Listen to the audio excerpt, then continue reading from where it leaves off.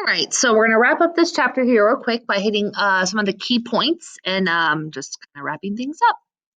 All right, first thing, the EU is the best example of supranational cooperation in the world today.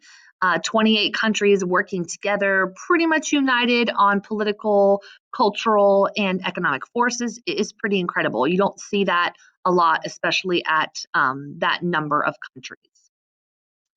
The EU works because its member countries have been willing to give up some power, but just how much power does remain an issue. So if you go back to the conversation we had the other day about European mindsets, this idea that the community and the society is above the individual, that's why this works in Europe. Because there is not that individualistic approach to everything. People in Europe have always kind of really been about doing what's best for society and the community. That's why the EU works. However, some Europeans do want their own independent, power back. A lot of Europeans do see the EU as kind of like a United States of Europe, kind of. They see United States as, a powerful country with all of our states, represented and united together and working together, and it's different. And that's kind of what the EU kind of strives to be, maybe a little bit. But some do fear that this might give a lot of power to the EU like a nation, and they're not quite ready to give up all that power just yet. So, ultimate question, is the EU really worth it? It's been around now for a few decades, and there's been good times and bad times, but most Europeans tend to agree upon these few things. So number one, economically. Economically, the EU is seen as incredibly beneficial. Most people in the EU agree that the benefits of free trade and that trade bloc definitely outweigh the drawbacks.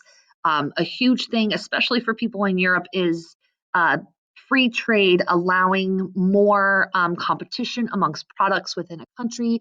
And again, that's going to drive down the cost of items within the EU. If you do decide to get rid of that free trade, the cost of items is going to increase. You're now going to have to pay taxes and tariffs, and you're going to have less competition. So that plus the power that you have internationally when you unite your forces is very beneficial. So the economic aspects are very, very good. Politically, though, the European Union is seen as a drawback. Politically, that loss of independent decision making for most Europeans outweighs the positives. Being told what to do by other people, a continent away, is sometimes not seen or viewed as the best. Okay? And the last one, culturally. This is interesting because the ideas here are quite split. Most Europeans like the idea of European citizenship and free travel and practicing inclusion and speaking multiple languages and experiencing and cultures and having the peace that after years and years of war the EU has brought. But again, like we just covered, there are some major drawbacks where the cultures may start to clash with some of the policies. So this one's kind of split. So as you can see, depending on where you fall and what means more to you, the economics, the politics, or the cultural aspects, some people view the EU worth it and some people don't. Recently, though, the EU has been a topic on many countries' minds as to whether or not it's really necessary and whether or not it's a positive force to be a part of. Brexit. Okay, so again, a few years back, the United Kingdom held a vote for its citizens, and they had voted to leave the European Union. This was the first time anyone has ever done that before. They still are part of the European Union as of now, but there's been a lot of talk and a lot of speculation as to what's really going to happen to the United Kingdom. One thing is going to be known for sure is they're going to struggle economically.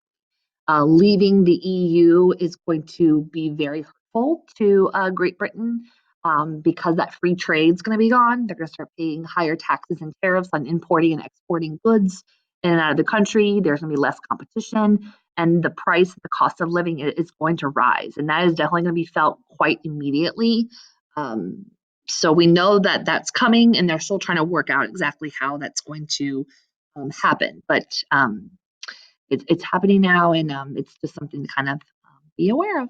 So Cooperation amongst nations is not just limited to Europe. There are other countries out there that do work together on different problems and issues that they share, such as the United Nations, probably being the biggest one, bigger than the European Union. NATO stands for North Atlantic Trade Organization. NAFTA, which is the North American Free Trade Agreement. The United States is part of all three of those organizations listed below. The EU is not unique in the sense of it's the only kind of group out there. It's unique in the sense of people giving up power and decision making to be a part of a group, yes. And again, that goes back to that European mindset. So that kind of wraps up this chapter on the European Union, the benefits, the drawbacks, politically, economically, and culturally. If you haven't done so already, don't forget to do the processing activity, the critical thinking activity in the very back of the packet, and that will kind of help you look a little bit closer at the political representation in the EU. All right, thank you.